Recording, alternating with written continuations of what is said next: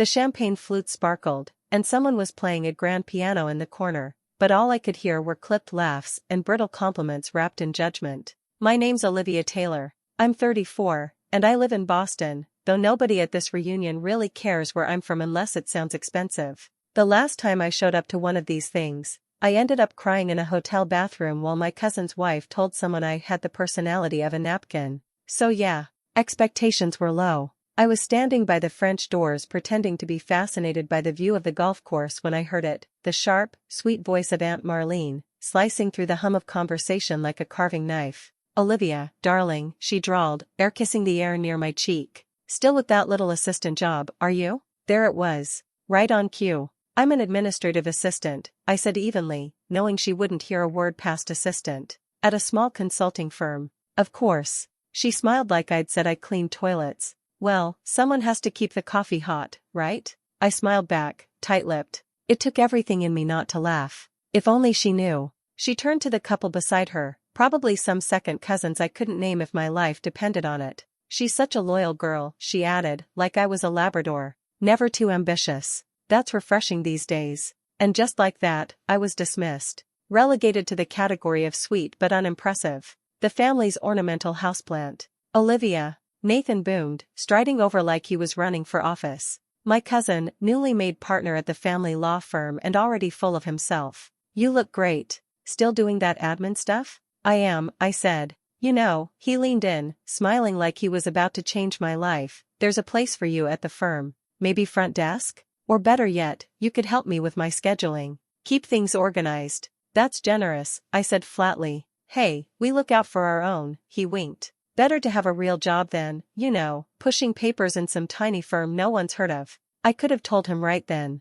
Could have looked him dead in the eyes and said, "You mean Apex Strategies? That tiny firm? Yeah, I own it." But I didn't. Because it wasn't time. Instead, I swirled my drink and nodded like I was grateful. And deep down, under the cloying perfume and polished smiles, I felt a quiet satisfaction. They had no idea. No idea that the assistant standing in front of them had built a multimillion-dollar firm. That the businesses they failed to acquire last year, saved by my team. That while they laughed at me, I was quietly unmaking their empire, piece by piece. Let them laugh. Because the best part about being invisible is that no one sees you coming. 10 years ago, I stood in my Uncle Robert's office, gripping a printed copy of my proposal like it was the only thing holding me up. I had spent months on it, pages of research, financial models, turnaround strategies for struggling businesses. I believed in it like it was gospel. I had just finished my presentation, voice steady but heart pounding. My uncle glanced over the first page, then dropped it onto his desk like it burned him.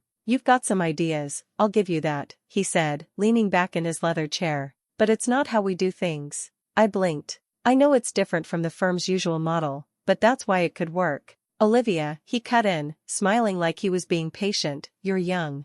Ambitious. That's good. But what you need right now is experience." "I've done internships," I said quickly. "I have my MBA. I've shadowed 3 departments at the firm. I'm ready." He laughed. Not kindly. "Sweetheart, this family doesn't fast-track anyone. Your cousin Nathan spent 3 years in litigation support before he even touched a client file. You want a future here? You start at the bottom. Admin, maybe. Get your feet wet. Learn the ropes." "I don't want to be part of the acquisitions team," I said quietly. "I want to build something that helps businesses survive, not strip them down." His expression hardened. "This isn't a charity, Olivia. It's law. You want to play savior, go work at a nonprofit." And that was it. End of discussion. He stood up, signaling the meeting was over. I gathered my papers slowly, refusing to let him see my hands shake. On the drive home, I cried. But I didn't quit. A week later, I signed a lease on a tiny office above a Vietnamese noodle shop in Dorchester. It smelled like fish sauce in the summer and the heater rattled when it ran, but the rent was cheap and I had Wi-Fi. I poured my savings, every dollar I had, into a basic website, a laptop, and a new name, Apex Strategies. My first client came through a referral, a struggling manufacturing plant outside Worcester. They were 2 weeks from bankruptcy. I worked day and night to build them a restructuring plan. And it worked. They stayed open. They rehired 12 people. The owner cried when he thanked me. That night, sitting alone in my drafty little office with a takeout box on my lap, I knew I didn't need the family firm. I'd build something better. Without them. The office over the noodle shop eventually gave way to something cleaner, quieter, and less flammable. Then it gave way again. And again. Within 5 years, Apex Strategies moved into a full floor in a downtown Boston high-rise with glass conference rooms, a sleek black and white logo in the lobby, and a view that made new clients think we had been there forever. No one outside the firm knew I was the one running it. We kept it that way on purpose. Every new hire signed an airtight NDA before stepping foot inside. Emails came from departments, not people. On paper, I was just an admin, first at a fake holding company, then later, at Apex's own anonymous back office. Even our client contracts listed senior leadership without names. That was the only way this worked. My family still thought I was filing expense reports at some no-name firm. In truth, I had grown Apex into a lean, lethal consulting group that quietly rescued businesses, just not the ones my uncle and cousin Nathan wanted saved. Whenever my family's law firm circled a struggling company for acquisition, lowballing them, bleeding them out, I made sure Apex got there first. We'd restructure debt, secure bridge funding, build the kind of sustainability my uncle sneered at. And when they tried to make a deal, the company would tell them no. Every time. We saved 12 businesses that way in 3 years. Some small, some not. But every one was a thorn in the side of Taylor & Gray, my family's firm. And they never connected the dots. I'd sit through family dinners pretending I had no idea what they were talking about when they griped about some mystery firm that kept swooping in. Nathan once ranted for 20 minutes about coward CEOs who fall for sob-story consultants. I refilled his wine glass and said nothing. There was something almost addictive about the double life. During the day, I led strategy calls with CFOs and turnaround specialists. At night, I'd sit in Aunt Marlene's living room and let her ask if I'd considered applying for a receptionist role at a real company. Sometimes, I wondered if I'd ever stop hiding. If I'd ever walk into a room and let my name carry weight instead of brushing off comments like, "You're good with spreadsheets, right?" with a polite laugh. But then I'd see the smirk on Nathan's face, or hear Marlene say, "Not everyone's cut out for leadership," and I'd remember, this wasn't just about success. It was about staying invisible until the exact moment they needed me, and then showing them exactly who I'd become. The next reunion was at Aunt Marlene's place, a ridiculous estate in Cape Elizabeth with manicured hedges and waitstaff in matching navy aprons. I wore a pale yellow dress, tied my hair back in a low bun,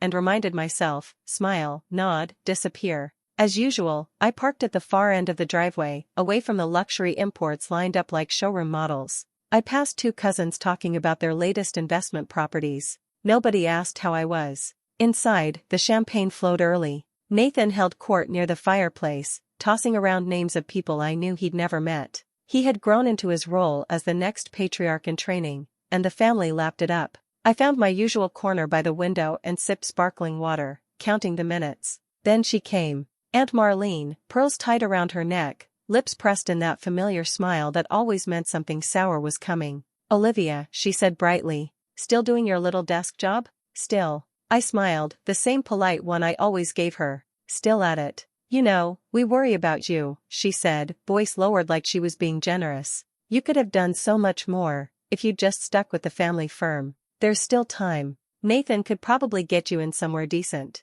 "That's kind of you," I said. My heart rate didn't even change anymore. I'd heard the script before, but then Nathan strolled over with a drink in each hand. "Hey, Liv. I was just telling Uncle Robert we should create a training pipeline for people like you. You know, good character, steady temperament, maybe you can be part of it? People like me." I almost laughed. That's when my phone buzzed in my clutch. "Lila, Apex Greenridge Textiles confirmed. Family firm contacted us directly, requesting merger consultation. Thought you'd want to know before Monday's meeting." For a second, I stared at the screen. Then I looked up at Nathan, who was still talking, still assuming. Greenridge was the firm my uncle had targeted for months. They thought it was weak, ready for the taking. They didn't know we had already secured the client weeks ago. Didn't know they'd be walking into my boardroom Monday morning. I excused myself quietly. As I walked past the tray of shrimp cocktail and toward the front door, I felt it for the first time, something shifting. They wouldn't see it coming.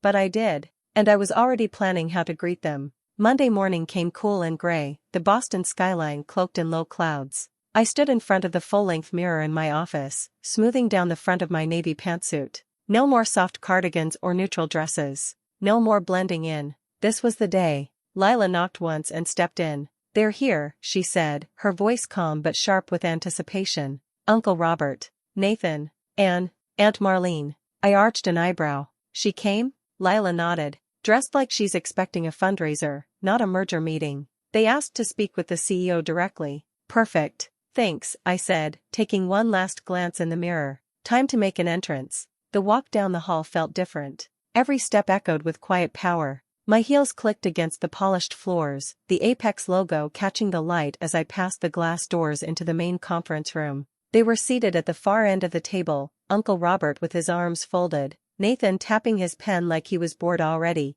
and Marlene sipping from a porcelain cup like she owned the building. They all turned when the doors opened. And froze. Aunt Marlene blinked. Olivia? I smiled. Not the timid kind. The real one. Good morning, I said smoothly, walking to the head of the table. Thank you for coming. I understand you've requested a consultation regarding a merger with Greenridge Textiles? Nathan stood up halfway. Wait. Where's the CEO? I'm right here, I said, settling into the chair at the head of the table. I'm Olivia Taylor, founder and CEO of Apex Strategies. Silence. You could have heard a pin drop on the mahogany. Marlene set her cup down too fast, the saucer clinking. This is your company? It is, I said. 10 years in operation. 6-figure client portfolio. And for the last few years, we've been quietly helping companies avoid hostile acquisitions. Including the ones your firm has attempted. Nathan looked like he'd swallowed a thumbtack. Uncle Robert finally spoke, his voice tight. Why hide it?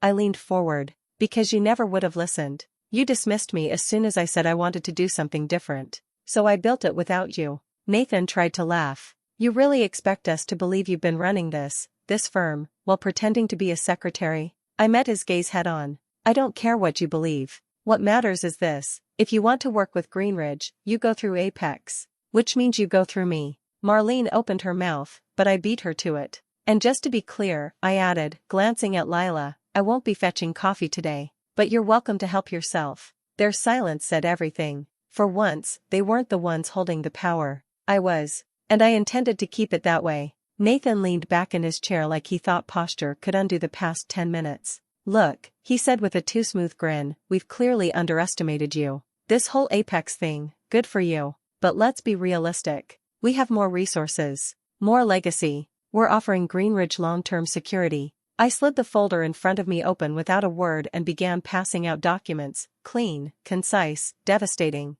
This, I said, tapping the first page, is a 5-year forecast showing Apex outperforming your firm in key sectors, manufacturing, logistics, regional retail. Based on publicly available financials, of course. Nathan's smile twitched. And this, I continued, flipping to the next tab, is a breakdown of why Greenridge specifically requested us: ethical restructuring, employee-first integration, no asset stripping. Everything your firm is known for doing the opposite of. Aunt Marlene scoffed. That's a matter of opinion. No, I said calmly, it's a matter of record. We've already been retained by Greenridge. This meeting is a courtesy. Robert leaned forward, face tight. You're really going to use Apex to sabotage your own family? I'm not sabotaging anyone, I said. I'm protecting people you would have gutted for parts. Nathan waved the papers like they were worthless. This kind of grandstanding might work on mom-and-pop shops, but let's be honest, real firms don't survive on charity work. Then it's a good thing Apex isn't built on charity, I replied, flipping to the final document. We're profitable, independent, and already working with 3 of your firm's previous acquisition targets. I slid one more page across the table. You can partner with us, under our terms, or we'll continue doing what we've been doing, quietly, effectively, without you. Marlene's voice cut the air like a blade. You think this makes you better than us? No, I said. It makes me free.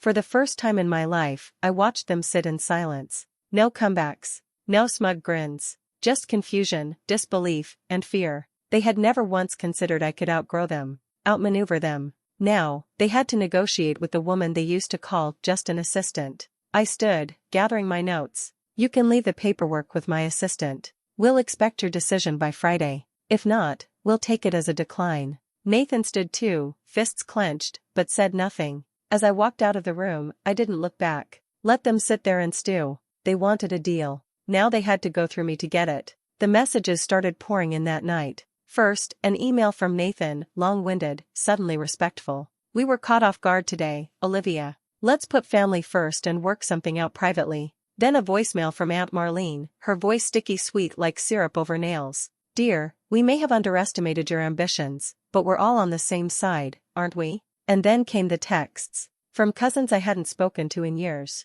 From people who once rolled their eyes when I said I worked in consulting. Every single message a variation of the same theme. Let's talk. Let's work it out. Let's be a family again. I ignored them all. Instead, I poured myself a glass of red wine, opened my laptop, and reviewed the final merger terms. Greenridge had accepted our proposal. Apex would lead a full-scale overhaul and assume majority board control. Taylor and Gray's involvement, if any, would be purely symbolic. We had outplayed them. And they knew it. The next morning, I was at my desk when Lila buzzed in. "Robert's here," she said. "Didn't call. Just walked in." Of course he did. I looked up just as the door opened and Uncle Robert stepped in like he owned the place. He didn't bother to sit. "You've made your point," he said, voice low, controlled. "You've embarrassed us. Threatened the business. Is that what you wanted?" "No," I said simply. "What I wanted was to be taken seriously. What I got was ignored, dismissed, and ridiculed, until I outgrew you." He studied me for a long moment, eyes hard.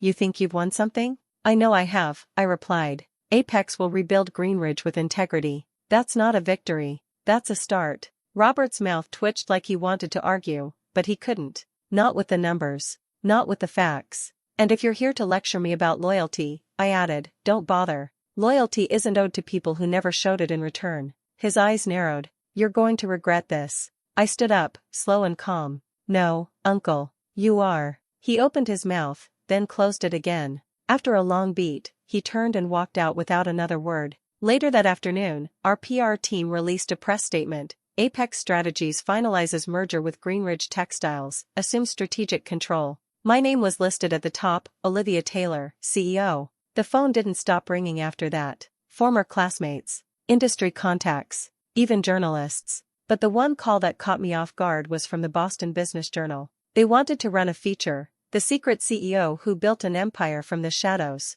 I stared at the draft headline and finally let myself smile. Let them all read it. Let them finally see the woman they tried to bury, now standing at the top. 3 days after the story hit, my phone buzzed with a number I hadn't saved, but recognized instantly. "Mom." I hesitated before answering. "Hi, sweetheart." Her voice was soft, hesitant. "I saw the article. I didn't know." I leaned back in my chair. No one did. She was quiet for a moment. Then, "I'm proud of you." I closed my eyes. It wasn't an apology, but for my mother, it might have been the closest thing I'd ever get. "Thank you," I said. Later that afternoon, I gathered my team, the people who had kept my secret, who worked late nights, signed NDAs without question, and never once leaked who was really running the show. They were mostly women. Young. Ambitious. The kind of people corporate America overlooked just like my family had overlooked me. I stood in the center of the sleek, glass-walled conference room and looked at each of them. "I know what we built here," I said. "But I also know why it matters. Not just because we're good at what we do, but because we did it differently, quietly, ethically." They nodded. No one spoke. They didn't need to. "I hid for a long time," I continued. "But that ends now. From today on, my name is on the door. And someday, it'll be yours too." They clapped. It wasn't loud or showy, but it was real. After the meeting, I found a quiet moment alone in my office. The skyline outside was slowly turning gold with the setting sun. Below, people rushed along the sidewalks, busy, determined, unaware they were walking beneath something built out of spite, grit, and late nights. I pulled out a framed photo I kept tucked away in the drawer. It was from the first office, cramped, dimly lit, with my old hand-painted logo on the wall behind me. I looked 23 and exhausted, but I had been smiling. A ping sounded, an email from a former client, one we'd saved from a hostile takeover 2 years ago. Subject: "Just read the article. Knew there was something special about you. Congratulations, Olivia." I smiled again. 10 years ago, I was told to know my place. Now, I decide where I stand, and who I lift up with me. This was just the beginning.